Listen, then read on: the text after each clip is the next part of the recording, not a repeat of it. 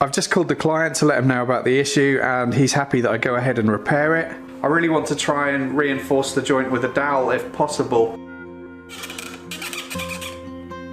So here I'm figuring out how it needs to go back together based on the torn out grain, and then I can make a couple of pencil marks for alignment. I then mix up some epoxy. I'm going to sprinkle in a little bit of fine sawdust into the epoxy just to give it some colour, and then I can check that it's aligned properly by sighting down the length of the spindle. That looked good and straight, so I wrapped it in some tape to hold it in place while the glue dried. Next was the tricky part, drilling the dowel down the end of the spindle. I started with a small 3mm drill bit. Using an extra long drill bit like this one helps here because it's much easier to judge the angle.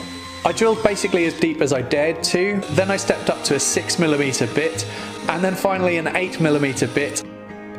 I have some of these 8mm beach dowels, and I pushed it in, marking it up so that I could cut it to length, and then I smothered it in PVA glue. Once I'd reassembled the backrest to the rest of the chair, I could then work on tidying up that repair. And then I can use these hard wax repair sticks. They come in a range of colours, so I can select the best one to match the colour of the wood, and I heat up a butter knife on my gas camping stove. I can then use that to melt the wax in to fill any gaps.